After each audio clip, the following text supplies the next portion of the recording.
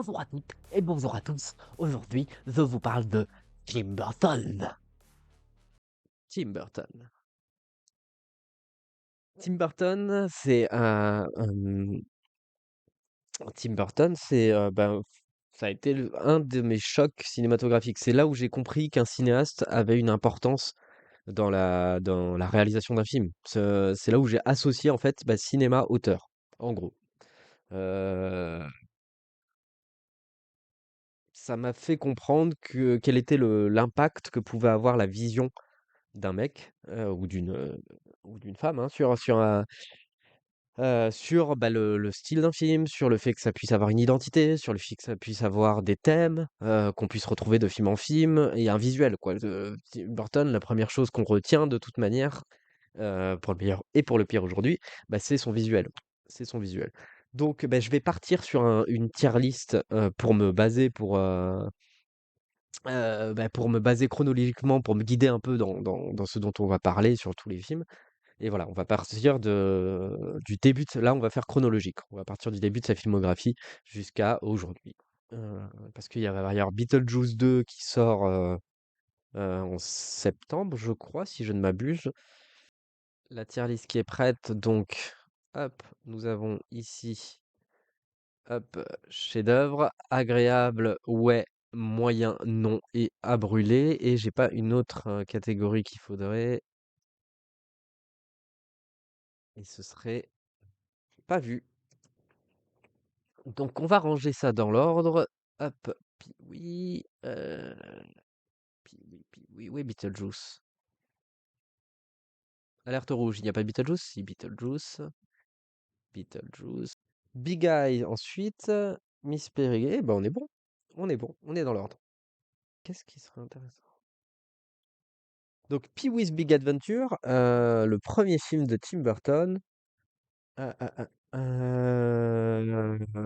il y a une vidéo hilarante de Not Serious sur Pee-wee. Je suis pas d'accord avec lui. Je trouve que c'est un film très recommandable et on ressent déjà, ça fait pas «premier film» entre guillemets, c'est un film assez, maîtrisé dans son langage et dans ses designs, on ressent tout l'univers de Tim Burton. Alors c'est vrai que le personnage de Pee-wee incarné par Paul Rubens est un peu angoissant, un peu creepy.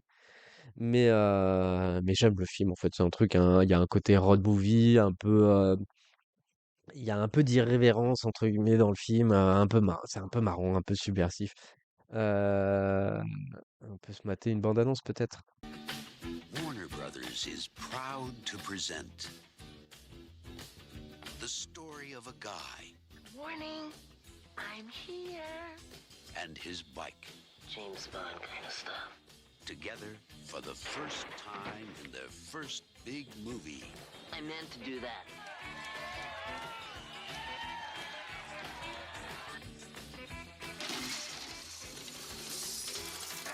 I say we kill it. Yeah! I say we let him go.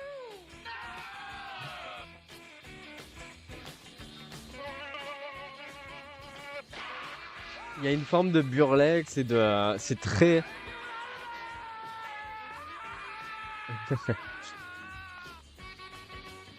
Merry Christmas!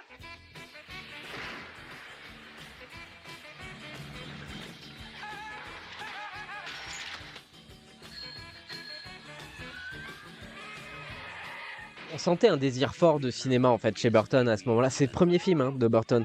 Donc le côté studio, le côté, référentiel. Ah ça va être marrant. Ah bon, on n'a pas l'image de la sorcière.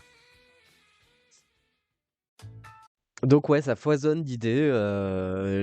Bon, encore une fois, le personnage de Pee-wee, on aime ou on n'aime pas, mais c'est un film pour moi où on ressent déjà dès le départ en fait tout l'univers de Burton. Donc on revient sur la tier list. Pouf, pouf, pouf. Donc c'est plutôt dans agréable, hein, Pee-wee, carrément. Ouais. Ensuite, Beetlejuice. Ouais. Beetlejuice, faut pas déconner. Faut pas déconner. On sait où ça va, hein. Hop. Oh mon Dieu! J'ai tapé Beetlejuice trailer et il y a tous les trailers du deuxième qui sont apparus.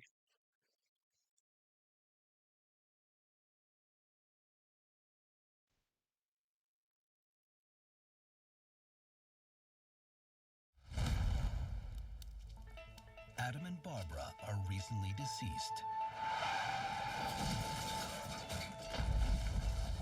They were happy to haunt in peace until the new residents moved in. To rid themselves of these pesky pests, they call on the ghost world's leading bioexorcist. It's showtime. Attention, keyboard shoppers. I'm back. You want somebody out of the house? I want to get somebody out here. But I want out. For good. You two have really screwed up. I want Beetlejuice out of the picture. You guys really are dead. Nightshade's promise. Spirits try. To the living, let now the dead, shall we, come alive.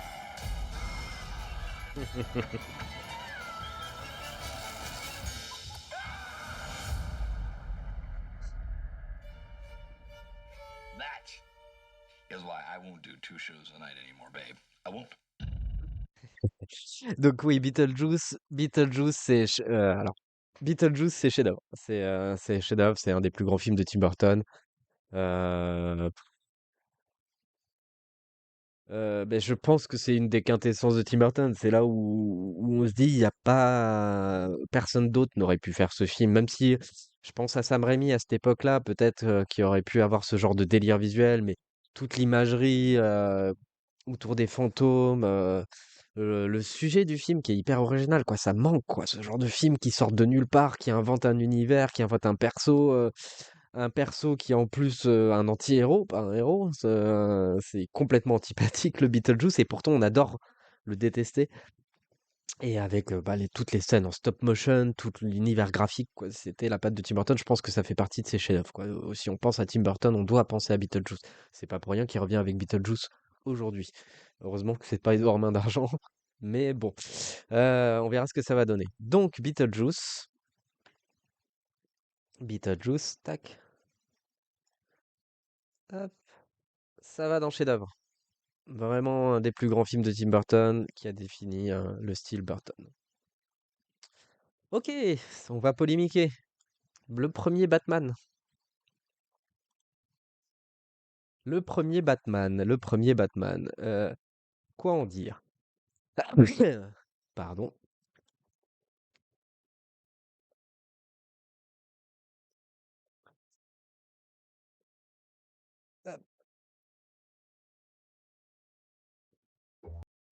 Le premier Batman, ça a été un film important hein, pour moi. C'est là où j'ai découvert bah, le personnage. Je pense que j'ai découvert avec ça. J'étais gamin quand le film est sorti. Enfin, j'étais même pas né, mais je l'ai vu en tout cas dans ses premières années.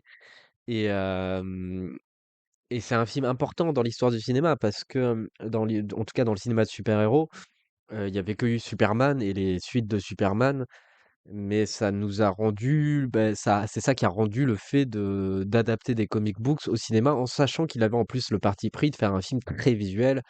euh, Parce que Batman, ça aurait pu devenir un polar, ça aurait pu, ben, c'est ce qu'a fait Nolan ensuite. Il y avait une manière d'adapter ça de manière un peu, en enlevant un peu tout le côté graphique ou quoi. Et la force du Burton quand même, c'est d'avoir un visuel fort, quoi. C'est d'avoir un visuel fort. Hop, on va se mater la bande-annonce. Putain, j'ai cru que c'était Batman Begins. Voilà, c'est 89.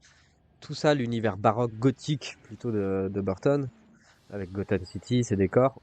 Attendez, on va peut-être baisser le son pour la musique. Voilà, donc ça, hop. Mais je trouve qu'il y a un côté, je trouve qu'il a vieilli ce film.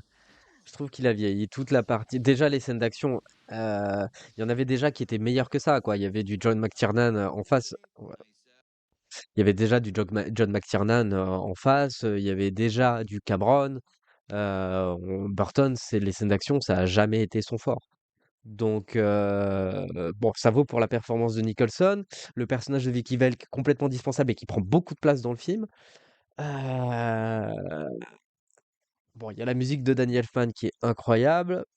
La présence, quand même, de Michael Keaton, l'espèce de silhouette qu'ils lui ont donnée, elle est chouette. Donc, il y a beaucoup de choses qui sont super dans ce Batman. Mais globalement, c'est pas mon Batman préféré, et encore moins mon film de super-héros préféré, quoi. Il y a eu mieux après, il y a eu mieux avant, on va dire. Mais, mais, c'est un film important. Faut pas négliger ça. Salut, salut, salut. Alors, merci. Il y a que moi qui ai le son. Ouais, je l'ai coupé pour pas me faire strike. Donc la tier list. On a déjà fait, Beetlejuice qui est en chef-d'œuvre, le premier de Tim Burton, Pee-wee's qui est dans Agréable, et donc le premier Batman qui va dans Ouais. C'est pas moyen, c'est un peu au-dessus, mais c'est pas clairement pas, voilà, je le mets clairement pas dans les meilleurs de Burton et dans les meilleurs même de super-héros, quoi. Pour moi, il y a mieux. Bref, revenons à nos moutons. C'est Édouard Main d'Argent. Édouard aux Mains d'Argent, donc Édouard aux Mains d'Argent de Burton, ça va dans le chef-d'œuvre. Ça va dans le chef-d'œuvre. Édouard aux Mains d'Argent, pour moi, c'est la quintessence de Burton, en fait. C'est la quintessence de Burton. C'est là où déjà, c'est une histoire qui vient de lui. C'est un pur film d'auteur. Pour moi, c'est un film important de l'histoire du cinéma. Et, euh, et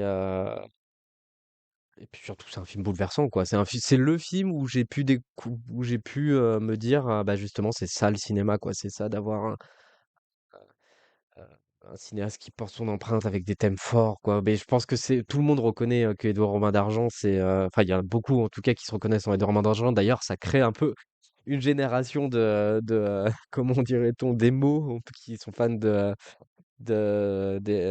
la sensibilité, on va dire, qu'il peut y avoir dans Édouard Romain d'Argent.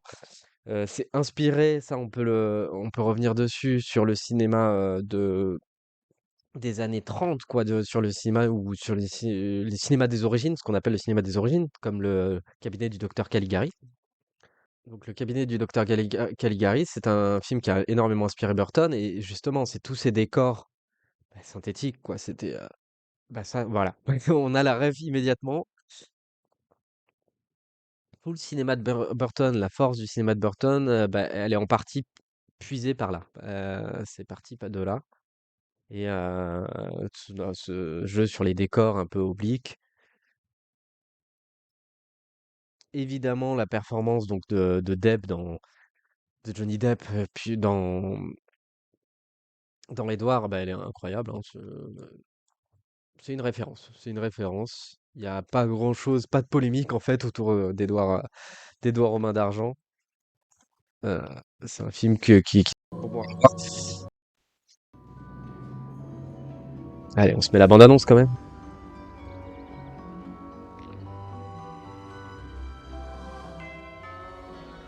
Avon calling.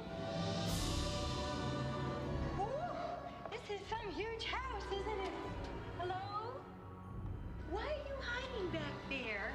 You don't have to hide from me. I'm as harmless as cherry pump. Those are your hands. Those are your hands. I think you should just come home with me. Joyce, I just saw this strange guy driving with Peg. Did you get a good look at it? Hi! Scissors. Whoa! Heck of a handshake you got there, Ed. Kim, this is Edward who's gonna live with us. Well, this must be quite a change for you, right, Ed? Those things are cool. Can I bring show and tell on Monday?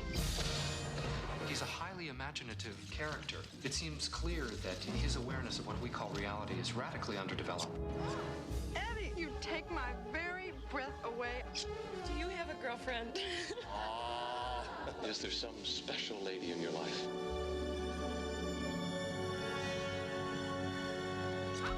Hey! Call a doctor. He skewered Kim. Just a scratch. The power of Satan is in him. I can feel it. Drop your weapon! All along, I felt in my gut there was something wrong with him. From Tim Burton comes the most incredible tale of a most unusual character. Edward Scissorhands. Hold me. I can't.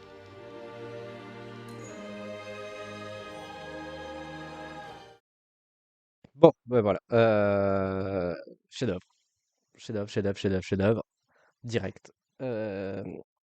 C'est un film qui marche toujours sur moi. Enfin, c'est souvent, pour moi, Tim Burton, c'est quand même un cinéaste divers. C'est un film c'est un cinéaste où, bon, en tout cas pour ses chefs-d'œuvre, t'as envie de les regarder sous la couette avec un chocolat chaud. Et c'est des films à la fois bonbons.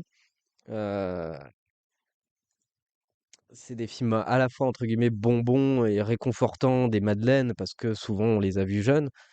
Et en même temps, bah, je sais pas, ça touche à quelque chose de sensible. Ça touche à quelque chose de sensible. Ça touche à une forme de d'âme. C'est un peu comme regarder un Disney ou quoi. C'est des choses on aime revenir dessus. Donc Édouard aux mains d'argent, évidemment, ça fait partie des plus grands films de Tim Burton, si ce n'est le plus grand, hein, si ce n'est le plus grand.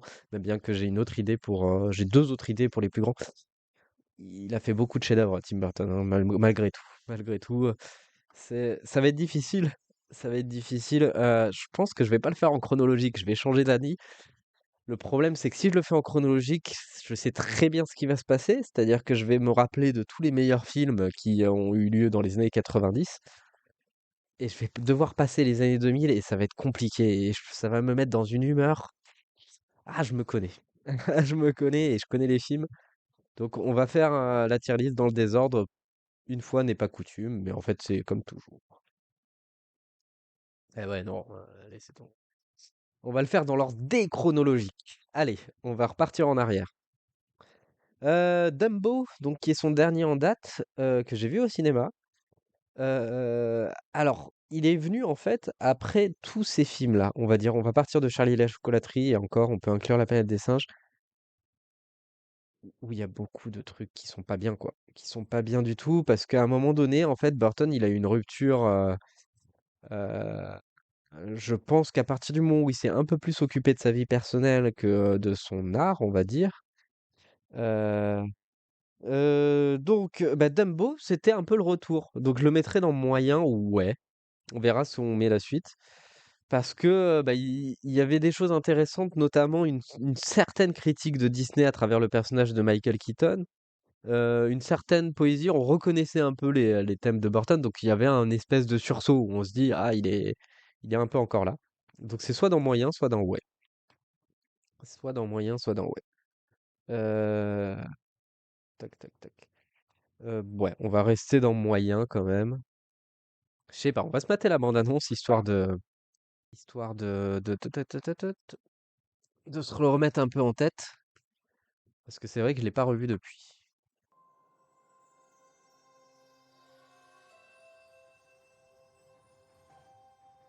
Donc il y a une ironie au fait que il ait travaillé pour Disney parce qu'il a été viré de Disney quand il travaillait sur Rox et Rookie dans les années 80 et ça a été un trauma pour lui. Lui, il rêvait de Disney, de tout ça.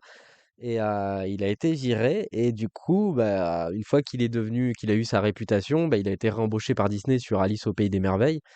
Et du coup, c'est là qu'il est devenu hyper bankable avec tous les millions de dollars que ça implique, etc. Et c'est là où il a un peu perdu sa superbe. Et Dumbo, c'était un peu le film retour.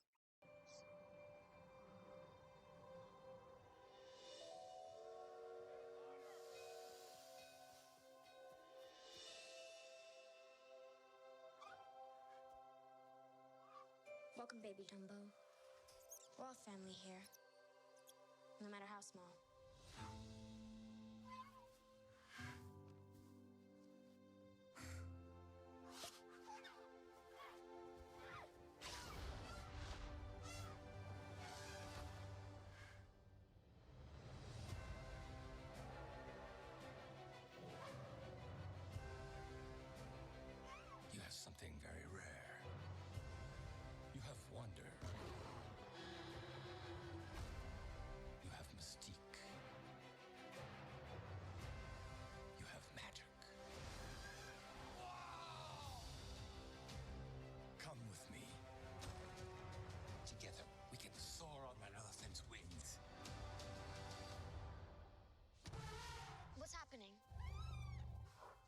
taking her.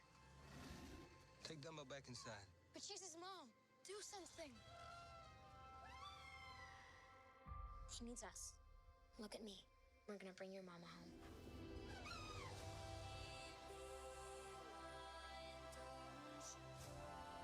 He doesn't look like magic to me.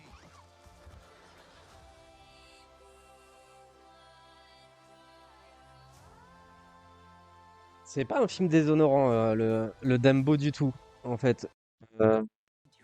C'est pas on tique pas autant que sur certains Burton. Et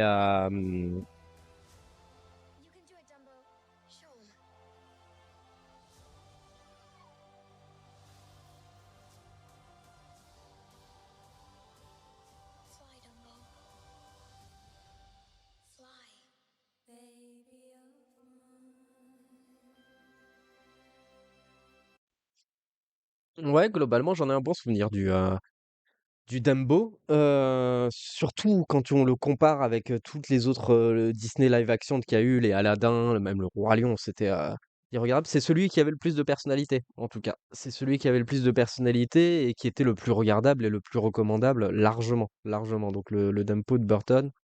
Euh, donc c'est pour ça que dans la tier list, hop, sa place, on va le monter un peu, je pense. Hop, tier list, tier list, tier list, tier list. Dumbo, on va le mettre dans ouais. On va s'occuper des merdes. On va s'occuper des merdes, je vais m'énerver. Globalement, on va pas revenir sur toutes les bandes annonces de tous ces films, j'en peux plus. Donc à partir de Charlie et la chocolaterie, donc La planète des singes déjà. J'ai essayé de le revoir parce que du coup il y a eu le nouveau qui est sorti que j'ai pas encore vu, mais donc celui-là il était disponible sur les plateformes.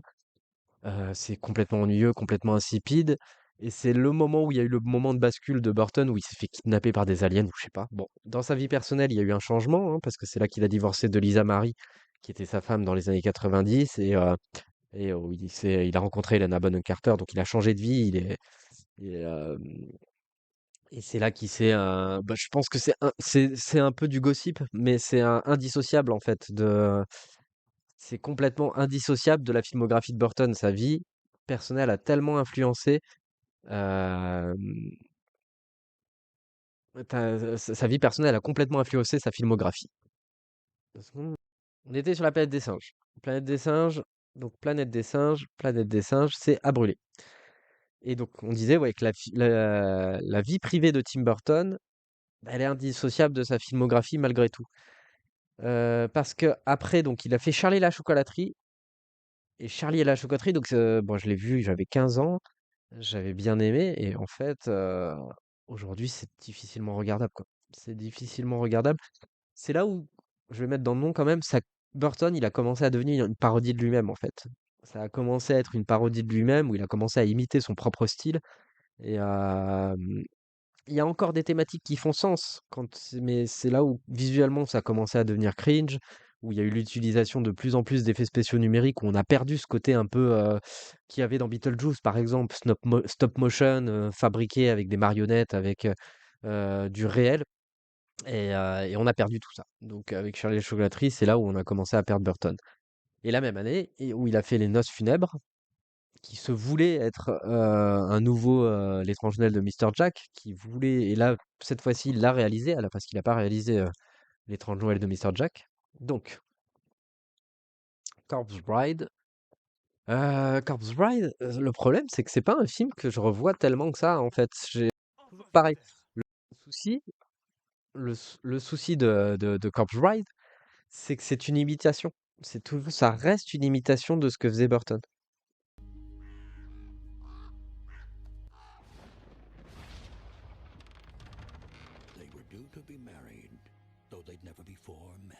Alors oui, visuellement, ouais, c'est quand même cool. But in a moment of panic, Victor desperately fled, and by a grave misunderstanding, married the corpse bride instead. You may kiss the bride. From Tim Burton, creator of The Nightmare Before Christmas, Maggots. comes a tale of wit, charm, and strife. I'm not dead. About a timid young man and the love of his life. Tim Burton's Corpse Bride. To the newlyweds. En fait, globalement, ouais, il y a beaucoup de choses qui sont jolies dans Corpse Bride, dans le visuel, mais tac, tac, tac. Où est ma tier list? Mais je trouve le film fade en fait. Fade aussi bien dans ses thématiques que même par rapport à l'étrange vol de Mr. Jack, quoi. On sent que Henry Selick est pas là et visuellement, il y a rien, quoi. Il y a pas de transcendance en fait visuelle comme il pouvait y en avoir dans Mr. Jack. Il y a pas le rythme de Mr. Jack, c'est moins bien, c'est une imitation et l'histoire, elle est pas si intéressante que ça en fait, hein. L'histoire est pas si intéressante. Ok, ok, ok, ok.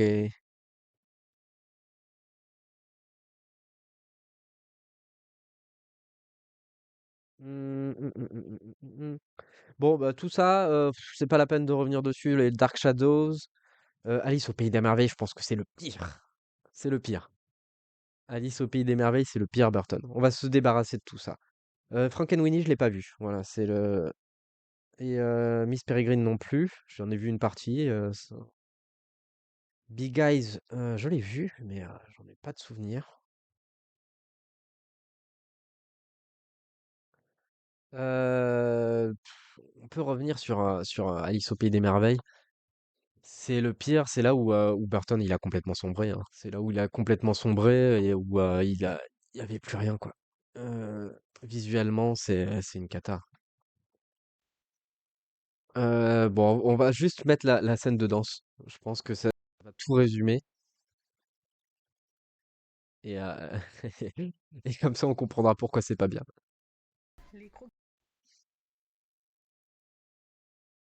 Attendez, on va pas se taper la pub quand même. Donc là, on était en train de parler d'Alice au Pays des Merveilles et à quel point c'était un film absolument détestable et irregardable. D'autant plus que ça n'a rien à voir avec le bouquin, quoi. Et tout est sursaturé, quoi. Enfin, j'ai l'impression que c'est Burton qui a pris de l'acide. Euh, ouais.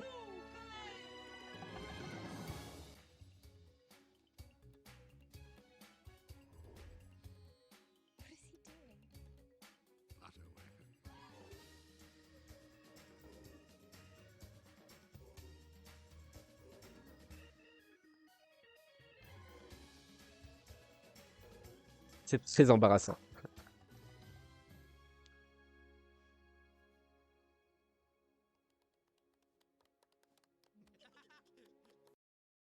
Bon, voilà. Ça résume, il n'y a pas besoin d'en dire beaucoup plus. C'est pas bon. C'est pas bon. C'est pas intéressant. C'est pas beau. Voilà. Donc on se débarrasse de toutes les bouses. Alors, Big Eyes, je vais le mettre dans le nom. Alors, il est fascinant, Big Eyes, parce que c'est le sujet de. Alors, je pense que c'est un des films, par contre, qui est pas connu de Burton. Et il est fascinant parce que à quel point il raconte, en fait, les états d'âme, à mon avis, de Burton, l'artiste, qui est toujours là, en fait, hein. Il est toujours là, même dans ses pires films. Et Big Eyes, le sujet du film, c'était autour de. Alors, j'ai plus les noms des protagonistes, je suis désolé. C'était une artiste qui faisait des peintures justement avec des gros yeux, et c'est son mari qui signait les peintures et qui s'appropriait tout le mérite. Et il y a eu un procès où justement, il lui a suffi en fait de repeindre. C'est la fin du film, hein. Du coup, tout le plot est révélé, mais il a suffi de repeindre devant le juré pour prouver que c'était elle l'artiste et pas son mari qui se faisait toute la thune. Et je pense que ça raconte un peu à quel point Burton il se sentait volé un peu. Heu, Burton se sentait volé de son talent, volé de son univers et à quel point il se sentait pillé, en fait, par, toutes les grosses productions qu'il réalisait, en fait.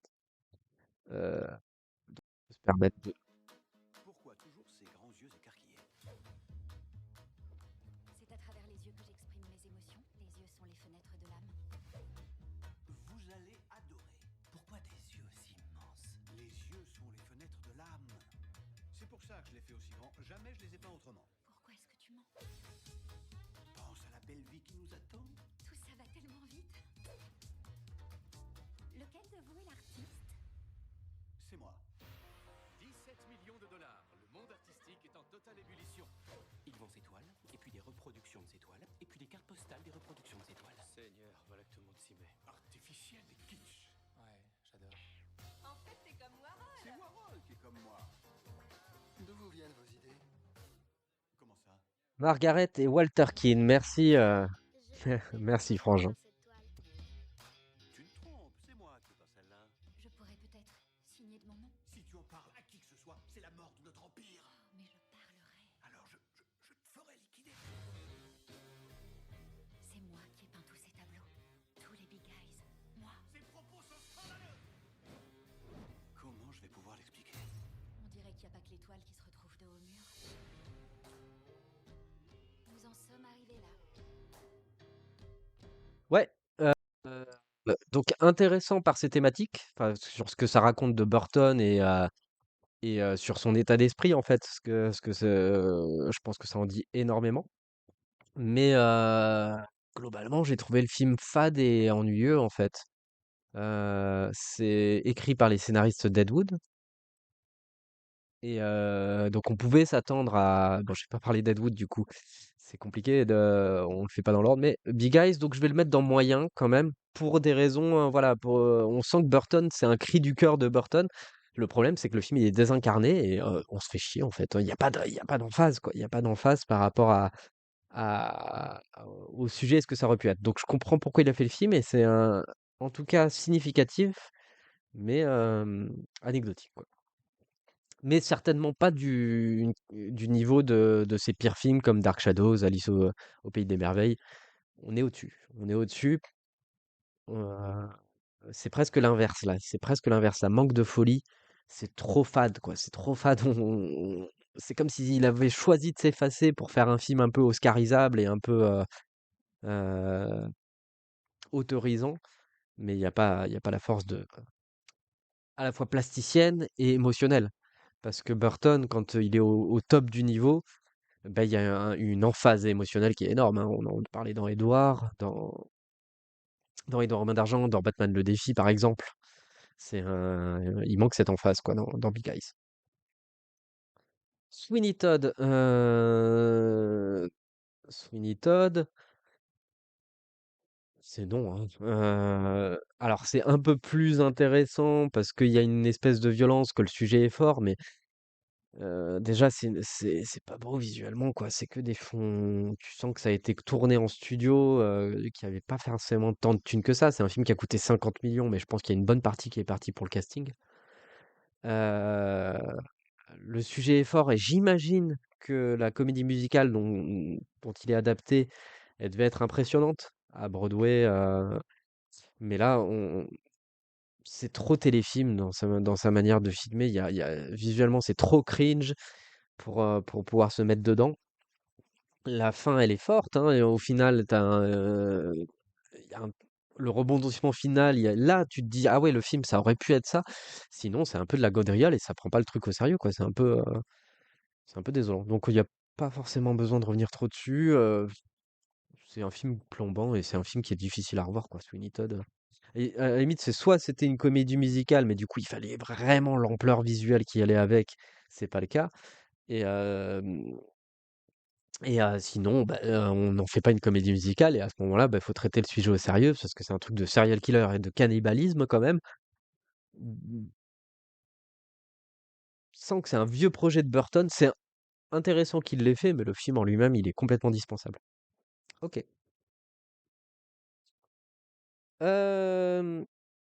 Big Fish. Big Fish, c'est le film de la transition. C'est là où, bah, encore une fois, la filmographie de Tim Burton est indissociable de sa vie privée, hein. Même si je veux pas rentrer dans le gossip, c'est quand même important. Big Fish, c'est là où il est devenu père, c'est là où il a perdu son paternel également, hein. Son père est mort à ce moment-là, donc c'est un film sur la transmission, sur la filiation, sur la notion de presque existentielle de qu'est-ce qui fait une vie, qu'est-ce qui fait une vie sur est-ce que c'est ce qu'on en raconte ou est-ce que c'est ce qu'on vit. Il y a un côté Forrest Gump dedans, c'est une fresque qui se passe sur quelques années. On se matait la bande-annonce, mais en tout cas, je n'en passe pas forcément du mal.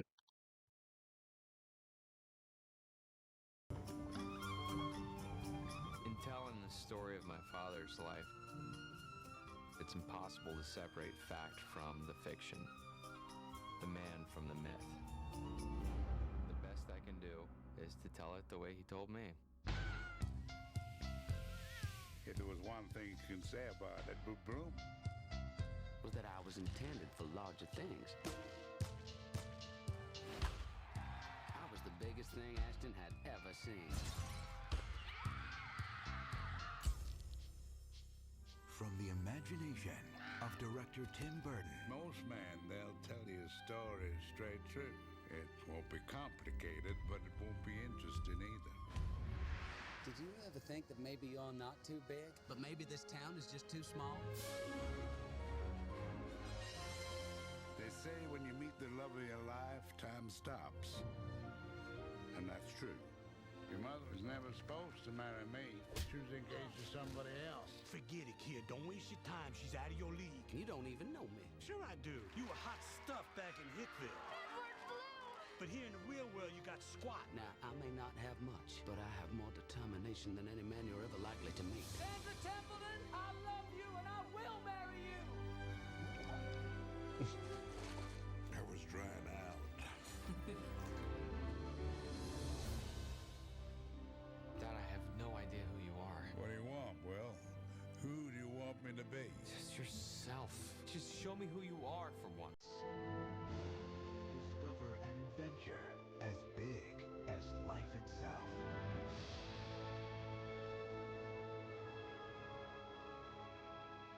Il triche avec la musique des Dormas d'Argent, il triche. I'm telling the story of my father's life. Doesn't always make sense, but that's what kind of story this is.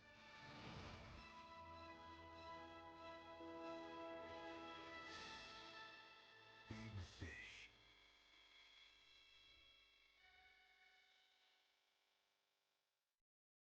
Ok, donc Big Fish. Bah, c'est un film que j'aime bien, globalement, même si il y a, il y a peut-être un ton un peu trop niais, mais c'est un film plutôt touchant, en tout cas qui a l'air sincère dans ce qu'il veut raconter, quoi, dans ce qu'il veut raconter, dans ce rapport. Le moment où il est plus touchant, justement, c'est quand il est à l'échelle intime, en fait, finalement. Bon, je voulais revenir dessus dans la bande-annonce, mais la manière dont il séduit sa femme, bon, aujourd'hui, ce serait du harcèlement, ce qu'on appelle du harcèlement, parce que la manière dont il force, Edward Bloom est un sacré forceur, quand même. Mais au-delà de ça, c'est un film plutôt attachant, plutôt attachant. Naïf plutôt que niais, je trouve. Oui, oui, oui, c'est plutôt naïf, c'est ça. Oui. Ah, la niaiserie, oui, disons que c'est naïf volontairement, quoi. Il y a une forme de naïveté volontaire dans le film. Ouais, la niaiserie, c'était, tu vois, c'était plus pour mettre une nuance en se disant que autant Édouard Main d'Argent peut être assez naïf, Big Fish, il y a un côté un peu niais dans son sens péjoratif. Mais c'est pour faire cette petite nuance. Mais bon, oui, je vois la nuance. Donc Big Fish, Big Fish, Big Fish, Big Fish.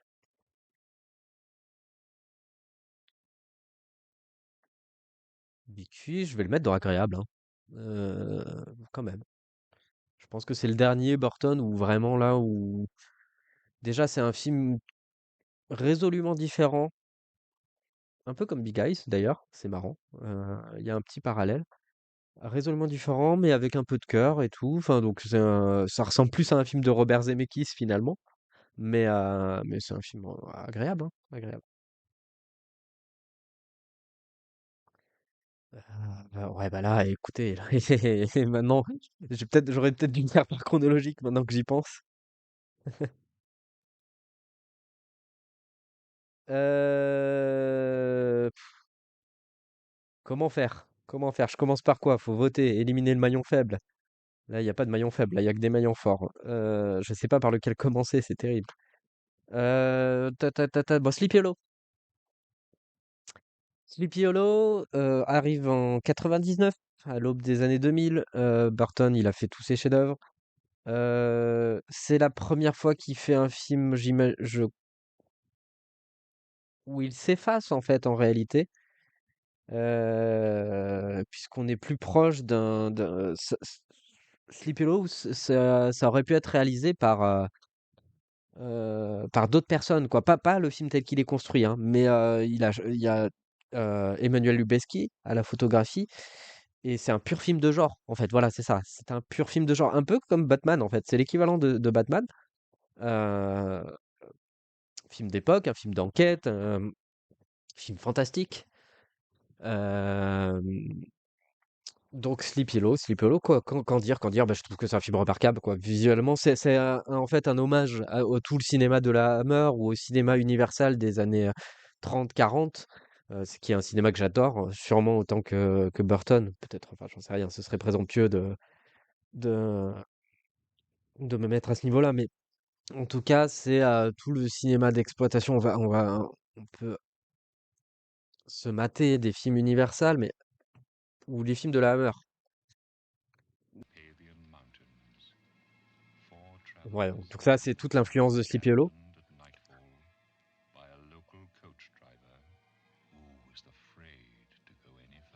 On va peut-être pas regarder toute la bande.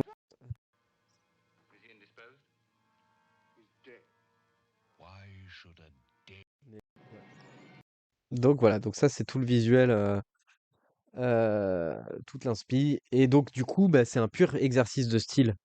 Donc Sleepy Hollow, c'est un pur exercice de style de la part de Burton, et en même temps un film super bien écrit et super. En fait, c'est un moment où Burton sort de plein d'échecs commerciaux, et où là, il veut prouver qu'il est un cinéaste aussi un peu, entre guillemets, je crois qu'il y avait une citation comme ça, à la Cameron, entre guillemets, où il peut faire du cinéma, quoi. Il peut faire du cinéma, il peut se mettre au service.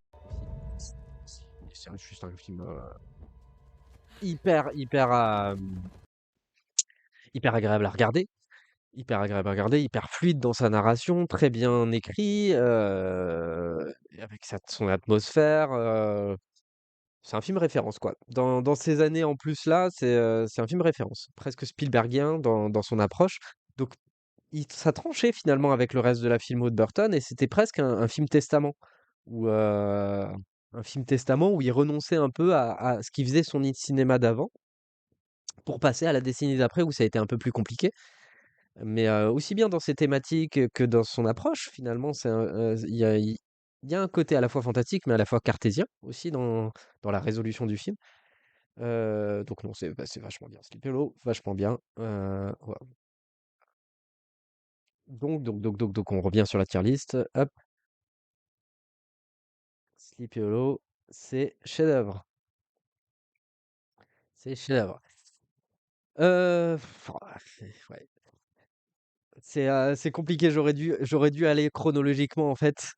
Là, je me suis emmêlé les pinceaux à faire tel que je l'ai fait. Mars Attack, c'est arrivé après l'échec d'Ed Wood, en fait. C'est arrivé après l'échec d'Ed Wood. Ah, je me suis complètement emmêlé les pinceaux. J'aurais vraiment dû le faire en chronologique. Je suis désolé. Donc, tant pis. Tant pis, tant pis. Donc, on va revenir en chronologique sur les 3 derniers. Parce que je suis dans la merde. Je suis dans la merde. Au secours. Mars Attack, en fait, il l'a fait après l'échec d'Ed Wood. Donc, on va revenir sur Ed Wood. Ed Wood, pour moi, c'est un des meilleurs films de Tim Burton. C'est un des meilleurs films de Tim Burton. Donc, ça parle de Ed Wood, qui est considéré comme. Donc, c'est le réalisateur du pire film, entre guillemets, de l'histoire du cinéma. C'était un film en noir et blanc, qui tranchait, en fait, avec ce qu'il avait fait avant. Il sortait des 2 Batman. Hop. Donc, avec Johnny Depp. Les tier list, c'est plus simple chronologiquement. En effet, je m'en rends compte. Ça dépend, parce que sur les Marvel et sur les DC Comics, je trouvais que de ne pas le faire en chronologique, ça marchait. Mais là, sur un cinéaste, je pense que c'est mieux de le faire en chronologique, tu as raison. Director of Batman, Beetlejuice, and Edward Scissorhands, now takes you to a completely different world. The true story of a Hollywood legend, Ed Wood. And action! He made movies like no one else. Want to keep moving. On a 4 tiers, noir et blanc, sublime, hein. Donc là, un hommage en plus à tout ce cinéma-là. Anything about film production? Well, I like to for talent. I met Bela Lugosi. Well, I thought he was dead. This is the most uncomfortable coffin I've ever been in. No, he's very much alive. You flying saucer? He had a passion for storytelling. Get me transvestites. I need transvestites. You're flashy. They want that. Okay. But they want professionalism. So nix on the Nelly without losing naivete. What kind of a movie is this? It's science fiction. A heartbreaking romance. Brave robbers from outer space. Brave robbers from what? And he had a secret he couldn't hide. I like to dress in women's clothing. Panties, sweaters, pumps. It's just something I do. You don't like sex with girls? No, I love sex with girls. Wearing their clothes makes me feel closer to them. How can you act so casual when you're dressed like that? All right, everybody, let's finish this picture. Touchstone Pictures presents Johnny Depp, Martin Landau, Sarah Jessica Parker, Patricia Arquette, and Bill Murray in the true story Give him a hand. Keep rolling. of an unforgettable filmmaker. We're making another movie. I got the Church of Beverly Hills to put up the cash. How do you get all your friends to get baptized just so you can make a monster movie? And his legacy that will live forever. How do you turn this on? Shake his legs around. Looks like he's killing. This is the one. I command you! This is the one I'll be remembered for. Ed Wood, a Tim Burton film. Really? Worst film you ever saw? Well, my next one will be better. Hello?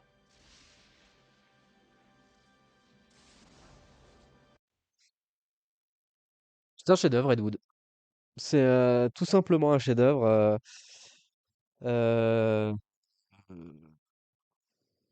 Parce que c'est le plus radical en fait des films de Tim Burton. C'est un truc en noir et blanc qui imite les années 50, donc c'est à la fois un exercice de style et c'est hyper touchant. Son portrait de personnage, il y a un côté Citizen Kane dans le déroulement de son film, dans cette espèce de biographie, même si elle est fictive et très romancée. Et, c'est un film assez émouvant en réalité, assez justement naïf mais pas niais sur cette peinture de ce personnage qui est probablement un autoportrait de la part de Burton. Euh, Écoutez, c'est très dur d'en dire davantage, mais en tout cas, je pense qu'en tout cas, c'est un de ses plus grands films, si ce n'est son plus grand, et c'est un film important dans l'histoire du cinéma. Donc, hop, Ed Wood. Ed Wood, Ed Wood, Ed Wood, Ed Wood, Ed Wood, Ed Wood, Ed Wood, Ed Wood. Chef-d'œuvre. Chef-d'œuvre, chef-d'œuvre, chef-d'œuvre, chef-d'œuvre. J'attends la tier list sur Tonton George Miller. Je pense pas que je la ferai. Je peux parler de George Miller, mais déjà, il n'a pas une filmographie si longue que ça. Et c'est compliqué une tier list George Miller parce qu'il y aura pas beaucoup de catégories, quoi. Il y aura pas beaucoup de catégories, if you know what I mean. Alors.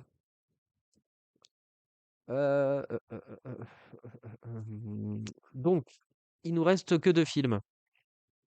Donc, à la suite de Ed Wood, qui a pas marché en fait. Je pense que Burton, il attendait une certaine reconnaissance. Il y a toujours, c'est un peu ce côté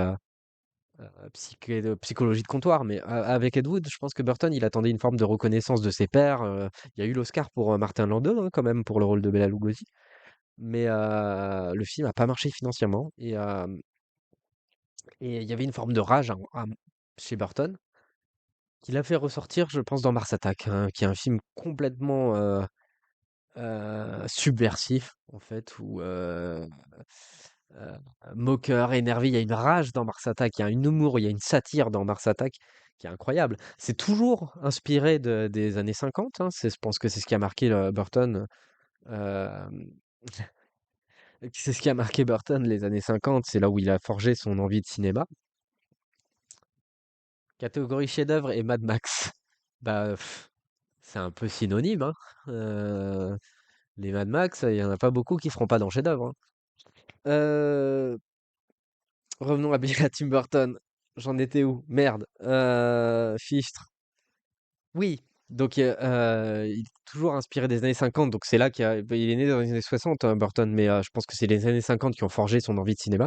Et Mars Attack transpire de cet amour pour les films d'OVNI des années 50. Et il y a cette espèce de rage, de vengeresse, de satire complètement subversive qui est dingue, qui est barge. Il y a cette énergie et c'est incroyable parce que le film n'a pas marché non plus. Donc en fait, on comprend un peu cette revanche que prend, finalement c'est plutôt bien de l'avoir fait dans ce sens-là, mais en fait, dans sa filmographie, dans les années 2000, il s'est vengé aussi des années 90 où finalement il a proposé des pépites, personne n'est allé les voir.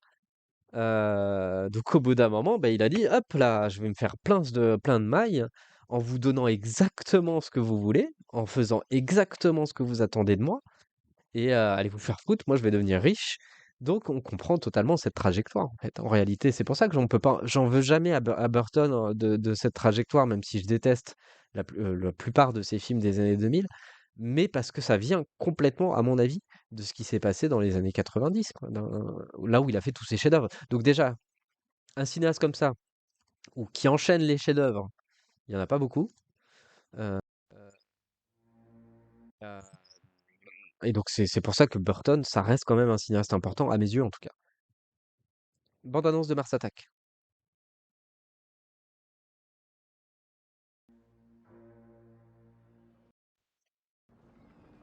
C'est quoi ce tintamarre? La Maison Blanche passe en direct. Mes très chers compatriotes, c'est un grand jour pour le monde entier. Il est profondément émouvant de savoir qu'il y a des êtres intelligents dans l'univers. Des extraterrestres. Et le monde qui vous est familier ne sera plus jamais le même.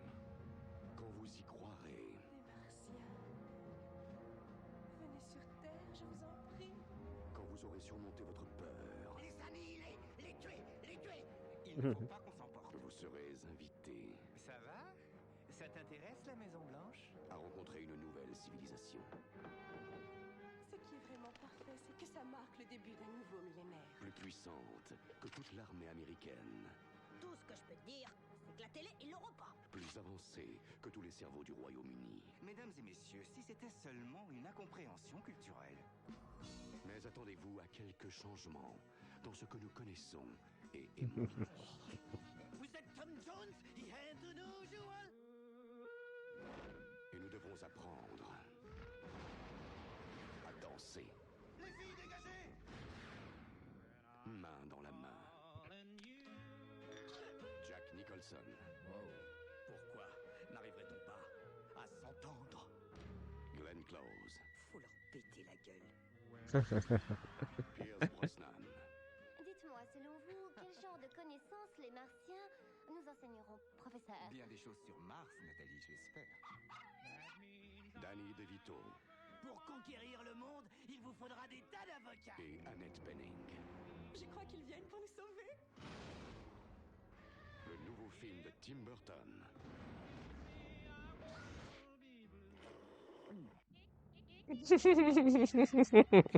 Tout le monde peut se tromper, monsieur le président.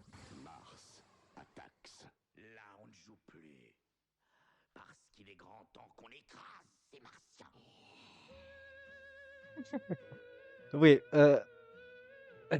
définitivement Mars Attack, super. C'est, quand on a un peu de rage ou quoi, tout le monde en prend pour son grade. Il y a pas un personnage pour rattraper l'autre, en tout cas au niveau des humains, à part le personnage de Nathalie Portman, enfin les marginaux en fait, on va dire. Mais sinon, tout le monde en part pour son grade, c'est génial, quoi. Les scientifiques, les politiques, tout ça, c'est drôle. Et voilà. En plus d'avoir la malchance de tomber dans la période où on est en mode ufologie, puisque tu as Men in Black et Independence Day au coin de la rue. Exact. Il est tombé face à Roland Emmerich, je pense, et c'est Independence Day qui a fait un carton, et du coup, personne n'est allé voir Mars Attack. Bon, là, il n'y a pas besoin de faire une battle. Mars Attack, c'est là, quoi. C'est un film à retenir, et enfin, en tout cas, moi, je trouve que c'est un film réjouissant, quoi. C'est un film réjouissant et qui a bien vieilli, qui a super bien vieilli. Sam Raimi aurait pu faire ce film, il faudrait regarder s'ils n'ont pas été influencés par les mêmes comics, œuvres d'humour noir dans leur jeunesse. Tout à fait. Justement tout à l'heure, quand je revenais sur Beetlejuice, et je me disais, il y a qu'une seule personne que je vois faire Beetlejuice à part Tim Burton, c'est Sam Raimi. Je pense qu'ils ont des influences communes, et c'est peut-être pour ça que d'ailleurs j'adore autant Sam Raimi que Burton. Mais je pense, c'est sûr, ils sont de la même génération, ils doivent avoir des influences communes et une envie de cinéma commune. Et effectivement, c'est des cousins en fait sur bien des choses, Sam Raimi et Tim Burton. Bah, la preuve, Spider-Man, Batman, tout ça. Donc ouais, ouais. Ouais, tout à fait. Mars Attack, ça aurait pu être un film de Sam Raimi. Ah ben, c'est pour ça, les meilleurs films de Tim Burton ressemblent à des films de Sam Raimi. En effet, en effet, en effet. Alors, du coup, merde, j'ai perdu ma tier list. Attendez, hop. Bah, du coup, Mars Attack, c'est chef-d'œuvre, hein. Et nous y revoilà, toi et moi dans la même pièce. Batman Returns. Batman Returns. Batman Returns, Batman Returns, Batman Returns. Ouais, on va pas faire durer le suspense, hein. Hop. Attendez, on va remettre ça par ordre chronologique. Batman Returns, c'est chef-d'œuvre. Alors, Batman Returns, c'est arrivé après donc le premier Batman, ça a été un carton phénoménal, mais vraiment stratosphérique, quoi. À l'époque, je crois qu'il avait coûté 40 millions de dollars, 400 millions. Bah, c'est l'équivalent des gros de Avatar, enfin des gros phénomènes qu'on a aujourd'hui. Et à ce moment-là, du coup, Burton, on lui propose, après en plus Édouard Romain d'Argent, de faire, c'est un peu comme ce que Nolan a fait en fait, quand il a fait Batman Begins, Le Prestige, Dark Knight, Inception. Burton, il a un peu joué le même jeu, c'est qu'il s'est assuré d'avoir une crédibilité d'artiste avant de faire le Batman 2 et d'arriver avec les coups des franches en fait. Maintenant, on lui a dit de vous faire ce que vous voulez. Donc, ils avaient gardé les décors du premier opus qui avait coûté extrêmement cher. Burton, il a dit non, non, on refait tout le design des décors, on refait tout. Donc, en gros, on reboot. Vicky Vale, qui n'était pas un personnage très intéressant, a pu. A pu. Pourtant, dans le premier scénario, il y avait. Il y avait Vicky Vale qui revenait. Donc il y avait une suite directe au Batman de 89 qui était vraiment la suite spirituelle à 200%. Et bien là, donc Batman Returns, on reboot, quoi. On reboot. Le personnage principal, ouais, effectivement, enfin, c'est un film choral, mais on va dire qu'il y a Catwoman et le Pingouin qui ont le vrai développement de protagonistes, en fait. C'est un film sombre, c'est un film. Hop, on va se mettre une petite bande-annonce.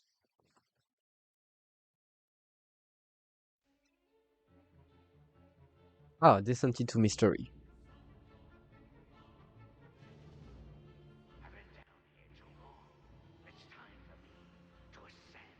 From the sewers of Gotham, a new villain emerges.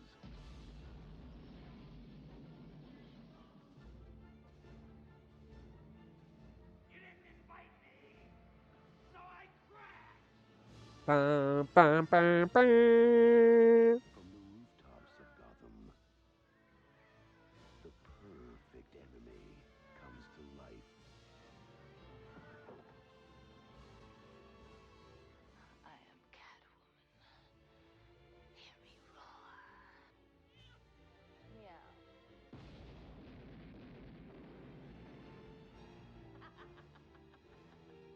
And the only one who can save this city is a creature of the night. Hey, stud. I thought we had something together. We do.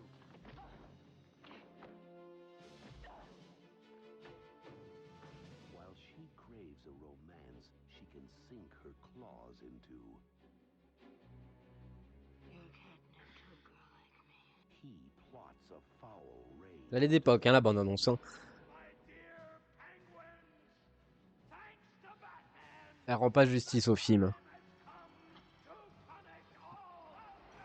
C'est presque tout ce que le film n'est pas. Et encore, ces scènes, elles sont fortes, mais c'est pas du tout un film d'action.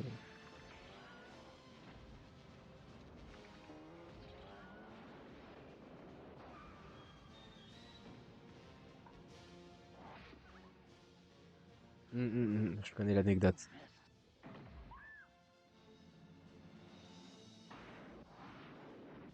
Bon, la bande-annonce, c'est à chier. La bande-annonce, c'est à chier. Donc, Batman Returns. Oui, complètement. C'est un film de Noël. C'est un film d'ailleurs que je revois régulièrement à Noël. Et il y a un côté tragique, fort, portrait de personnages féministes euh, autour du personnage de Michelle Pfeiffer qui, justement, euh, part de secrétaire qui est pas respectée, qui est timide, etc. Un peu comme, je sais pas, Peter Parker ou le personnage de Stanley Ipkiss. Enfin voilà, c'est qui meurt et qui ressuscite quand même. Ça raconte de ça. C'est un conte de Noël en fait. C'est un conte macabre. C'est un conte macabre, un film choral, visuellement très fort. Et c'était avant que Burton devienne des parodies de lui-même, parce que les meilleures scènes sont pas forcément des scènes où on se dit ça fait Tim Burton, quoi. Bah, je pense à la scène de la transformation de Selina Kyle. C'est plus que sur ce que ça raconte et sur l'emphase avec la musique incroyable, la meilleure partition de Danny Elfman. C'est là où le film trouve sa force et son souffle. Euh, donc c'est pour ça, quand on adore Tim Burton, c'est pas forcément les scènes qui font le plus Burton qui sont les plus géniales. Je pense qu'on peut, allez, je pense que je peux me faire strike avec ça, mais on peut se le regarder sur le live.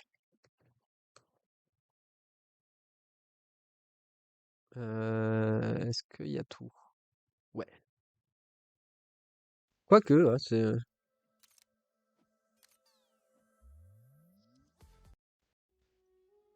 Oh, très bonne qualité.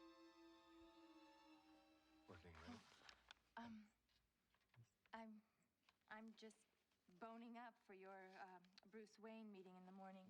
I pulled all the files on the proposed power plant and the Mr. Wayne's hoped-for investment.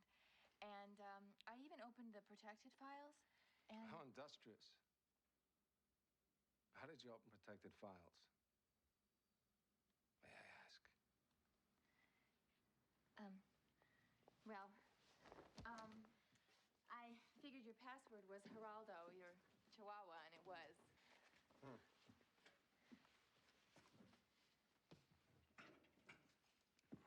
C'est ça, parce que on parle de Tim Burton pour tous ses designs, pour toutes ses créatures, tout ça. Ça fait partie des plus grandes scènes. C'est que l'éclairage, c'est super subtil en fait, la manière dont il impose son style. Et la manière voilà, dont Christopher Walken, Max Schreck, qui est le personnage, qui est le nom de l'acteur qui incarnait Nosferatu dans le film de Murnau, donc il y a un hommage direct. La manière dont les lunettes de Selina Kyle commencent à former les oreilles de chat. Tout est dans la subtilité, dans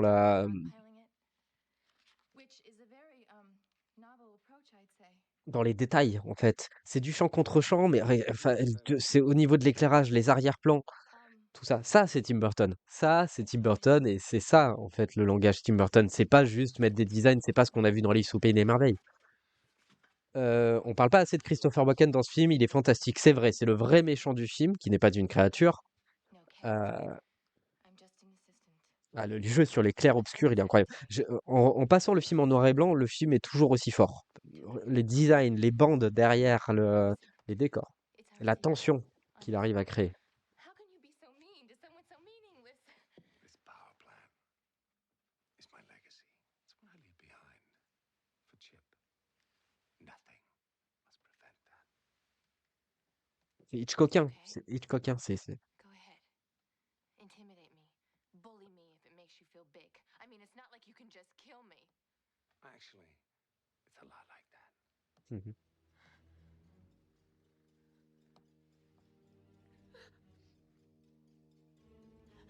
La tension, la sexualisation du personnage.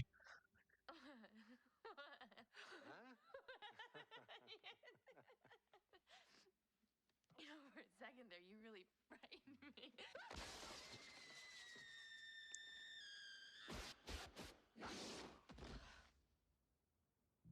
Comment elle passe d'un monde à l'autre, l'éclairage, la lumière, oh.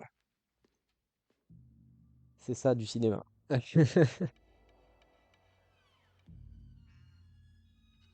Évidemment, cinéma muet, cinéma des années 50, cinéma expressionniste allemand. On revient toujours aux mêmes influences. La poésie, la noirceur, le mouvement de caméra, enfin, c'est ça Tim Burton, c'est ça le grand Tim Burton. C'est pas juste peindre des gens avec des maquillages, c'est pas juste mettre des créatures, des gens avec des bras en moins ou quoi que ce soit.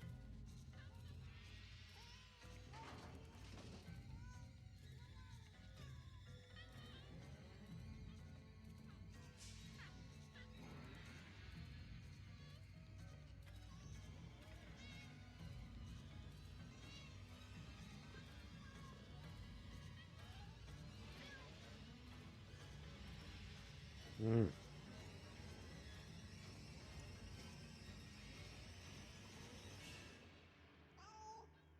Moi, je m'en fous, on va au bout de la scène, hein. Là, je suis au spectacle, hein.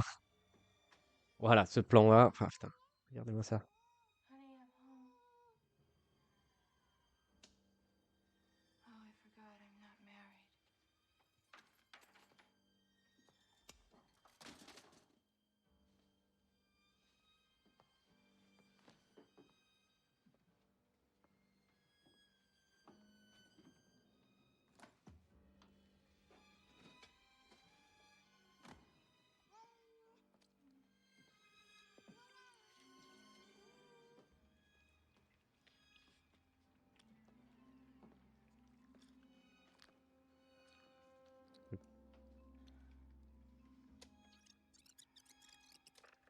Selena, this is your mother. Call me.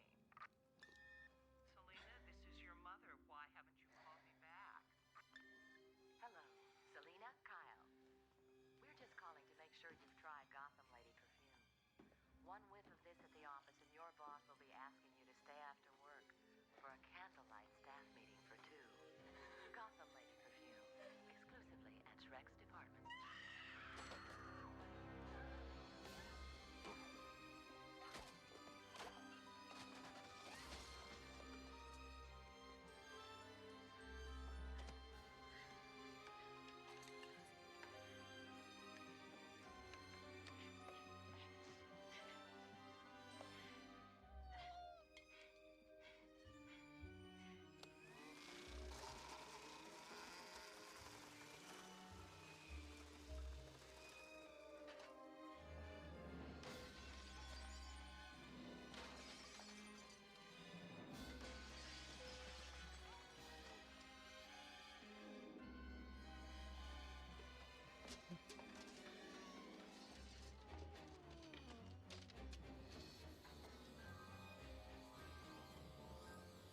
T'es barge. Ah ouais, ouais, tonton Dali dans la place de fou.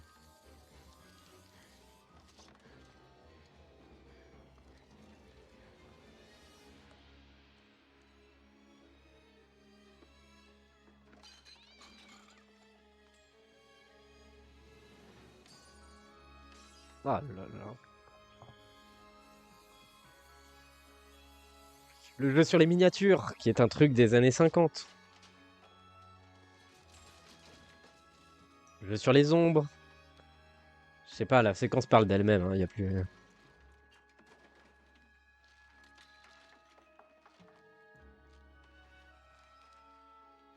Comment d'un coup elle devient redoutable, comment elle va user de ce qu'on utilisait comme une faiblesse et elle va renverser ça et se hyper sexualiser pour lutter contre le patriarcat, mine de rien, c'est ça, hein, c'est lutter en tout cas ce que représente Max Schreck et sa vengeance. Hein, c'est un récit de vengeance comme, comme l'autre film qui est sorti la semaine dernière. Mais c'est un récit de vengeance et de. Elle va lutter contre son créateur en fait.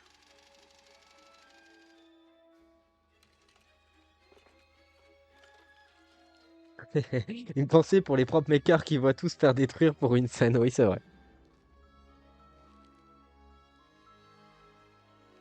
Ah, c'est une des plus grandes scènes de l'histoire du cinéma, faut pas chier, hein, il n'y a pas à chier. Euh, Parce que ça va avec Citizen Kane, ça, hein. Il y a la scène de destruction, pareil, dans Citizen Kane. Regardez-moi ça. Je sais pas, il n'y a pas grand-chose à dire de plus. Oh, eh oh, non! Gâché le plan.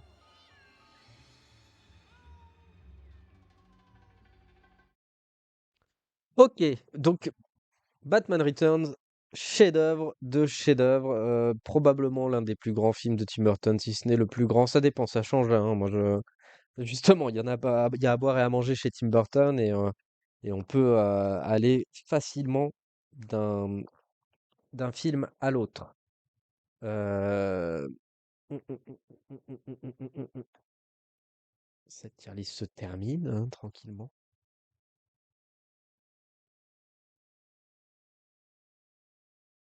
Chef-d'œuvre. Ok.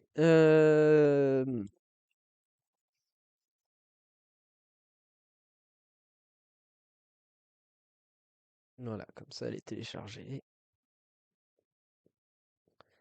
Alors, pour revenir du coup sur cette tier list et après on va conclure sur Burton. Donc j'ai pas vu Frankenweenie et Miss Peregrine. Euh, Miss Peregrine qui avait l'air d'être un truc assez anecdotique, je sais pas. À brûler donc.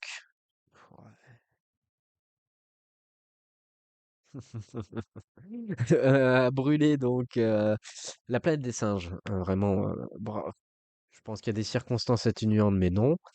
Charlie et la chocolaterie Dark Shadow. Alice au pays des merveilles. C'est vraiment le pire, je pense. Je pense que le pire film de Tim Burton, il est là. Et pourtant, le sujet était fort. Attendez, vas-y, du coup, on a perdu la nomenclature. Hop, voilà. Ok, moyen, c'est Corpse Bride et Big Eyes. Ouais, c'est Dumbo et Batman. Agréable, c'est Pee-wee et Big Fish. C'est pas nul, c'est pas bien Miss Peregrine, mais il y a Eva Green, donc j'ai regardé. Ouais, bah dans Dark Shadow aussi, il y a, il y a Eva Green, et c'est pas pour le meilleur. Donc, Pee-wee et Big Fish, et les chefs-d'œuvre, hein. Vraiment, ce qui fait que, à mon avis, Tim Burton reste quand même un des cinéastes les plus importants de sa génération. C'est Beetlejuice et de Romain d'Argent, Batman Returns, Ed Wood, Mars Attack et Sleepy Hollow. Voilà, donc ça, c'est des grands films. Et pour moi, quand même, donc encore une fois, je répète quand même, et, euh, mais Burton, ça, il m'a quand même, entre guillemets, à travers sa passion, sa cinéphilie, éduqué au cinéma. C'est avec Burton que j'ai compris ce que c'était qu'un cinéaste. Qu'un cinéaste, qu'un auteur, ce que c'était que le visuel au cinéma. Donc pour ça, je dis quand même merci Tim Burton, même si derrière, hein, depuis les années 2000, ça fait un moment que son cinéma ne m'intéresse plus, en tout cas ne me parle plus. Je comprends son évolution et je comprends ses choix. C'est juste que voilà, c'est des directions différentes. Pour moi, il a une filiation directe, c'est Guillermo del Toro. Ça, je pense que je vais revenir sur Guillermo del Toro, mais Guillermo del Toro, c'est le digne héritier de Tim Burton et qui a fait tout autant de chefs-d'œuvre et tout autant de films importants et qui reste pour l'instant, pour le moment en tout cas, intègre. La preuve, son prochain film, c'est Frankenstein d'ailleurs. Donc la filiation, elle est absolument directe. Il a fait en stop motion Pinocchio, chef-d'œuvre, Pinocchio de Del Toro. Donc j'ouvre sur Del Toro et on reparlera de Guillermo parce que pour moi, c'est l'enfant, le bon enfant de Tim Burton. Le bon enfant de Tim Burton. Je chie allègrement sur Alice de Burton et également sur sa suite. J'ai pas vu la suite et j'en ai rien à foutre. Effectivement, il faut chier sur Alice au pays des merveilles de Tim Burton. C'est pas bien du tout. Euh, Dark Shadow, pas vu, pas bien. Pas bien Dark Shadow. Mieux qu'Alice parce qu'il y a un côté un peu plus gothique, mais pas bien du tout. Euh, euh, euh, euh, euh, euh, euh, Où est-ce que je voulais en venir? Ah ouais, on va regarder la bande-annonce de Beetlejuice 2. Quand même pour faire une ouverture. Hop, hop, hop. Voilà. Il n'y a pas de raison que ce soit ça la suite de ça. Here's a preview. Be warned, it's intense. C'est pas du tout intense.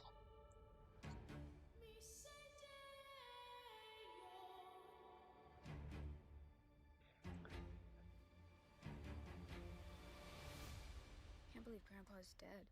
Death is hard. Yeah, sometimes I think life is harder. J'aime bien cette réplique. Pour être honnête. Je crois que c'est écrit par cette Graham Smith. A trickster demon terrorized our entire family and tried to force me to marry him. I believed he was gone forever until you found this in the attic. Ew. Who's Beetlejuice? Don't ever say that name. Beetlejuice. No, Astrid, I am serious. If you 3 times, he will appear. Beetlejuice. The juice is loose. I'm gonna make you so happy. Je suis content de voir Michael Keaton dans Beetlejuice, mais bon. The dead, can they coexist? That's what we're here to find out. Oh putain! Attendez, excusez-moi. Michael Keaton qui a annoncé, voilà, c'est un film fait à l'ancienne, il n'y a pas de CGI, c'est que du fait maison. The dead, can they coexist? J'ai reculé. Find out.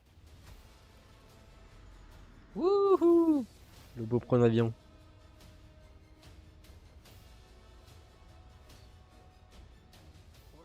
Pas de casting.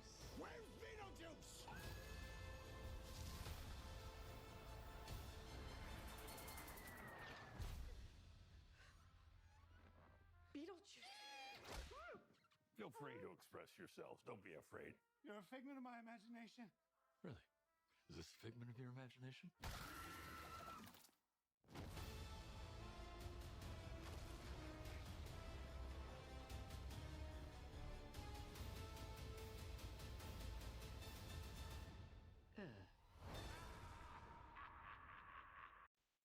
Oh, Alfred Goose, c'est Miles Millar en scénario. C'est les créateurs de Smallville, si je ne m'abuse.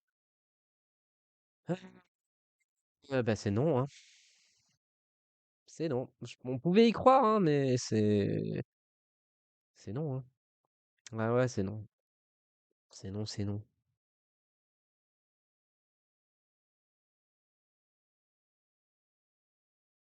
Comme on était content de le voir dans Flash, et puis alors là, je suis ah non. Parce que The Flash, c'était vachement bien. Je serais le seul à le défendre jusqu'au bout. The Flash, c'était vachement bien. L'incruste est dégueulasse avec Catherine O'Rourke sur le cadre. Oui, tout est dégueulasse. Vraiment, c'est pas bien. C'est pas bien. Il n'y a rien de rassurant et c'est un film qui fait dater en fait. Ça fait plus dater que- même dans la bande-annonce, t'as l'impression qu'elle est d'époque, quoi.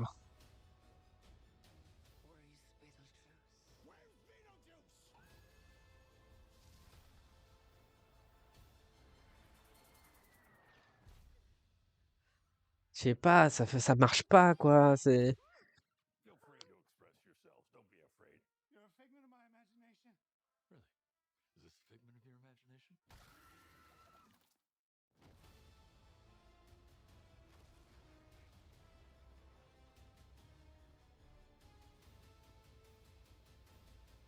J'ai peur, hein. Je sais même pas si je vais aller le voir parce que d'un côté, il y a toujours cette part de moi qui est infiniment reconnaissante envers Tim Burton et qui aurait envie, voilà, de ne serait-ce que revivre un peu l'expérience, mais c'est comme ça qu'il nous nique, hein. C'est comme ça qu'il nous nique, c'est comme ça. Il nous encule, il nous encule, il nous encule. Mais ils nous font que jouer comme Marvel le fait ou comme beaucoup de, c'est la mode en ce moment sur la nostalgie et sur le fait de vouloir réespérer avoir les mêmes sensations qu'à l'époque. C'est pas possible d'avoir les mêmes sensations qu'à l'époque de Beetlejuice. Ce qui nous ferait ressentir les mêmes sensations qu'un Beetlejuice, c'est un nouveau film original qui sort de nulle part avec une imagerie et c'est pas refaire Beetlejuice. Donc c'est comme tout, c'est transformé en marque et on verra bien quoi. Chris Miller et Phil Lord auraient pu faire quelque chose avec Beetlejuice, je pense. Euh, Oui, oui, oui. Après, Phil Lord et Chris Miller, je pense ils peuvent faire quelque chose avec n'importe quoi. Ça fait longtemps qu'on n'a pas eu de long métrage d'ailleurs de live action, non? Si je ne m'abuse des deux. Je pense qu'ils sont plus en retrait depuis la débâcle de Star Wars. Mais moi, je serais curieux d'avoir de toute manière un Phil Lord et Chris Miller et de voir ce que ça peut donner. Je serais très curieux, oui, bien sûr. Moi, je pense que de toute manière, on a besoin d'œuvres originales, là. On a besoin de nouveaux souffles, on a besoin de points de vue, quoi. Et, euh, et quand Burton, il fait ça, bon, bah, c'est de la redite, quoi. C'est de la répète. C'est pas sur ça que j'attends une résurrection de Tim Burton, si on doit en attendre une, mais encore une fois, pour moi, c'est pas grave parce que ces chefs-d'œuvre, ils sont dans les années 90. Il suffit de regarder ces films des années 90 et ça a marqué de la même manière que des cinéastes qui sont entre guillemets décédés. Enfin non, pas entre guillemets, des cinéastes qui sont décédés. Ben, on peut revoir leurs films, et les films restent dans l'histoire du cinéma. Les films restent. Donc les chefs-d'œuvre de Tim Burton, ils resteront à tout jamais. Et il faut les revoir et bien sûr que c'est un cinéaste majeur, bien sûr. C'est à l'échelle du temps, voilà, on retiendra les grands films. Merci d'avoir regardé cette vidéo. N'hésitez pas à liker, partager, commenter et vous abonner. Ça fera des bisous et je pourrai manger des pâtes. Merci beaucoup. À bientôt pour de nouvelles vidéos. Prenez soin de vous surtout.